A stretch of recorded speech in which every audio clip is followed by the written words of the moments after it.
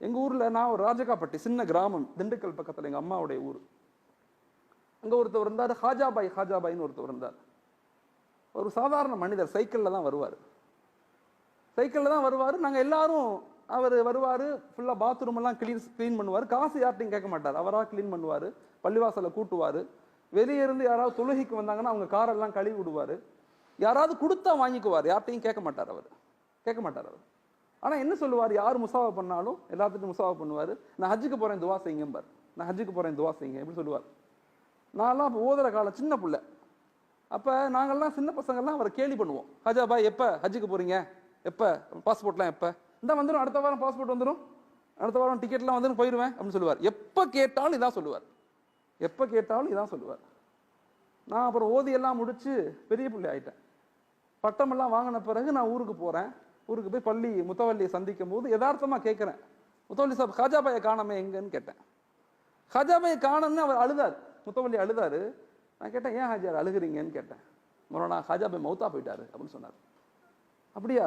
அங்கே பெரிய ஷாக்கெல்லாம் இல்லை. மௌத்தா போயிட்டாருன்னா மௌத்தா போதானே செய்வாங்க, மௌத்தா ஆயிட்டா அப்படியா, அதுக்கு ஏன் அழுகிறீங்கன்னு கேட்டேன். சொன்னார், மொரோனா எங்கே மௌத்தானார் தெரியுமா, மக்கால போய் மௌத்தா போனார்.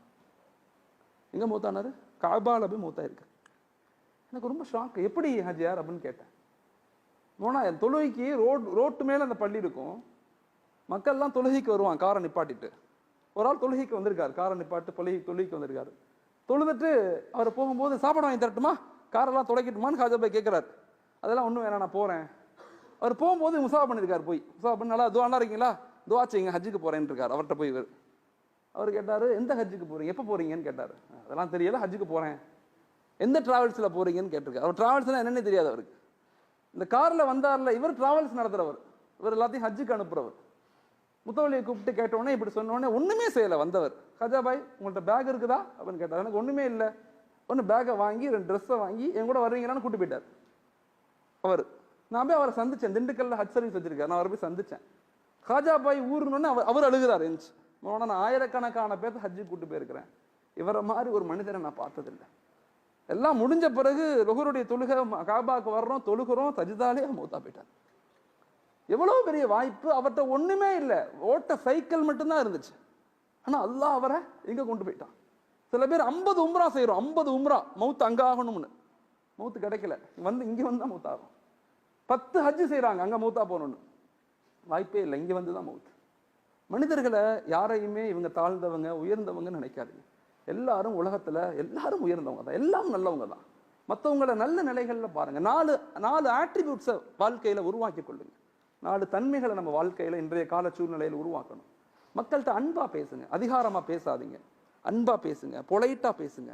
மனைவிட்ட, குழந்தைகள்கிட்ட, நண்பர்கள்ட்ட, எம்ப்ளாய்கிட்ட, யார்கிட்டையுமே அதிகார தோரணை வரக்கூடாது. என் கண்கள்ல, என் நடையில, என் ட்ரெஸ்ஸில், என் பேச்சில் அழகா இருக்கலாம். நல்ல ட்ரெஸ் போடுங்க, அழகா இருங்க, சுருமா போடுங்க, அத்தர் போடுங்க, எல்லாம் இருங்க.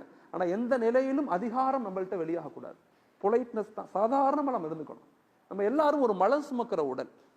மௌத்தா போனா நான் மௌத்தாயிட்டேன்னு வச்சுக்கோங்களேன், என்னை என் பேர் கூட சொல்ல மாட்டீங்க, ஹலீல்னு சொல்ல மாட்டீங்க.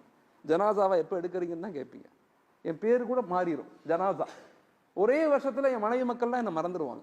அவ்வளவுதான் அந்த உலக வாழ்க்கை. அதனால அன்பை வெளிப்படுத்துங்க, அன்பா நல்ல சிந்தனைகளை பேசுங்க, பாசிட்டிவா பேசுங்க. யாரையும் வெறுக்காதீங்க. அல்லாஹ் நம்மளை வெறுத்துட்டா எவ்வளவு பாவம் செய்யறோம். அடுத்தவங்களுடைய அதிகாரமா நடந்துக்கும் போது நம்மள்ட்ட அல்லாஹ் அதிகாரமா நடந்தா என்ன நடக்கும்? உலகத்துல வாழ முடியாது. அதனால முதல்ல அன்பாக நடந்து கொள்ளுங்க. யாரையுமே பெருசா தயவு செய்து அதிகார தோரணையில உங்களை குறைகளை முன்னெடுத்தாதீங்க. இந்த குறைகளுக்கு பின்னால போனவங்களுக்கு நல்ல மௌத்து வந்ததாக சரித்திரம் இல்லை. யாருடைய குறைகளையும் யோசிக்காதீங்க. எல்லாரும் நல்லவங்க தான், அவங்கவுங்க திரையிலிருந்து அவங்கவுங்க இருக்கிறாங்க. யாரையும் தப்பா நினைக்காதீங்க. 2வது, மக்களை அக்செப்ட் பண்ணிக்கங்க, ஏற்றுக்கொள்ளுங்க. உலகத்துல எல்லாரும் ஒரே மாதிரி இருக்க மாட்டாங்க. நம்ம நினைக்கிற மாதிரி உலகத்துல யாருமே கிடையாது. என் மனைவி நான் நினைக்கிற மாதிரி இருக்க மாட்டாங்க, நம்ம குழந்தைங்க நம்ம நினைக்கிற மாதிரி இருக்க மாட்டாங்க. எல்லாரும் அவங்கவங்கள மாதிரி தான் இருப்பாங்க. எல்லாரும் அவங்கவங்களுக்கு ஒரு ஆசை, அவங்கவங்களுக்கு ஒரு கோல் செட்டிங் எல்லாமே இருக்கும். அதனால எல்லாத்தையும் ஏற்றுக்கொள்ளுங்க. அல்ஹம்துலில்லாஹ் ஏற்றுக்கொள்ளுங்க. எப்ப அக்செப்டன்ஸ் வருதோ எங்கள்கிட்ட ஸ்ட்ரெஸ் இருக்காது, மன அழுத்தம் இருக்காது, எதுவுமே எங்களுக்கு நோயே வராது. எங்களுக்கு நோயே வராது. இன்னைக்கு உலகத்துல 36% 37% முஸ்லிம்கள் நோயாளிகள். 100 பேர்த்துல 37 பேர் நோயாளிங்கிறான். ஹாஸ்பிட்டலுக்கு போனா நம்ம தான் அதிகமா இருக்கும். காரணம் என்ன? ஸ்ட்ரெஸ், மன அழுத்தம் எல்லாம். அதனால அக்செப்ட் பண்ணுங்க, ஏற்றுக்கொள்ளுங்க. அல்லாஹ் எனக்கு எதை கொடுக்குறானோ அது சிறந்தது. மாஷா அல்லாஹ். மூணாவது, எல்லா நிலையிலையுமே மக்களை மன்னிச்சிடுங்க. தண்டிக்க நினைக்காதீங்க, யாரையும் தண்டிக்காதீங்க. அஹ்சன் கமா அஹ்சன் அல்லாஹ். அல்லாஹ் நமக்கு உபகாரம் செய்வதை போல நம்ம உபகாரம் செய்யணும். யாரையும் தண்டிச்சு கஷ்டப்படுத்திடக்கூடாது. அல்லாஹ் நம்மளை மன்னிக்கணும்னு ஆசைப்பட்டோம்னா மற்றவங்களை மன்னிக்கணும். அடுத்தவங்களுடைய குறைகளை மறைச்சிடணும். மறைச்சிட்டோம்னா அல்லாஹ் நம்ம குறைகளை மறைச்சிடுவான், நம்மளை அல்லாஹ் மன்னிச்சிடுவான். ஹஸரத் காலித் இப்னு வலீத் ரலியல்லாஹு கேள்விப்பட்டிருப்பீங்க.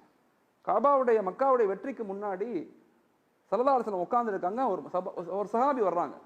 சஹாபி யாருன்னா காலித் இப்னு வலீத் ரலியல்லாஹுடைய அண்ணன். அவர் வர்றாரு, முசாஃபா பண்றார் ரசூல்கிட்ட. நபி கேட்குறாங்க, நல்லா இருக்கீங்களா? நல்லா இருக்கேன். உங்க தம்பி ஏன் என்ன புரிஞ்சிக்க மாட்டேங்கிறார்? காலித் இப்னு வலீத் ரலியல்லாஹு என்னை ஏன் புரிஞ்சிக்க மாட்டேங்கிறார்? நான் நல்லது தானே சொல்றேன், நான் யாரும் தப்பு சொல்லலையே. அவரை கேட்டதா சொல்லுங்க, சலாம் சொல்லுங்கன்னு சொல்றாங்க.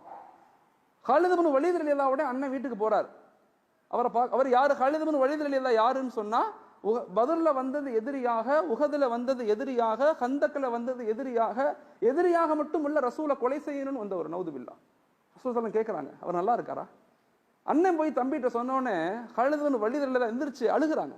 ரசூல் என்ன கேட்டாங்களா? ஆமா, உங்களை தான் கேட்டாங்க. நலம் விசாரிச்சாங்க, நல்லா இருக்கீங்களான்னு கேட்டாங்க, உங்களுக்கு துவா செஞ்சாங்க.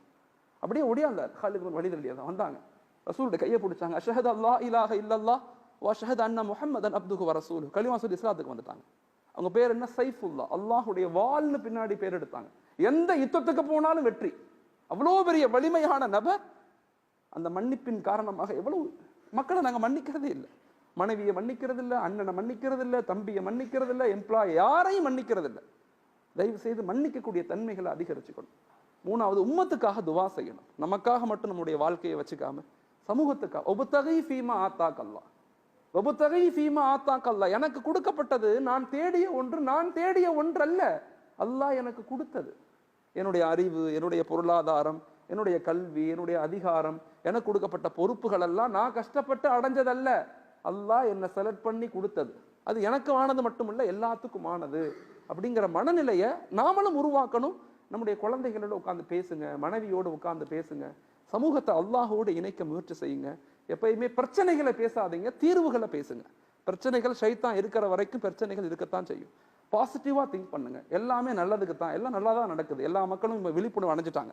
ஆனால் சரியான பிளான், சரியான சிஸ்டம், சரியான இலக்குகளை நம்ம உருவாக்கும் போது அல்லாஹ் நம்மளை கபூல் செய்கிறான். இந்த உம்மத்தை அல்லாஹ் தஆலா பாதுகாக்கிறான். அப்படிப்பட்ட சமுதாயமாக அல்லாஹ் என்னையும் உங்களையும் ஆக்கி அருளணும். ஆமீன். அஸ்ஸலாமு அலைக்கும் வரஹ்மத்துல்லாஹி தஆலா பரகாத்துஹு. ஜஸாக்குமுல்லாஹ்.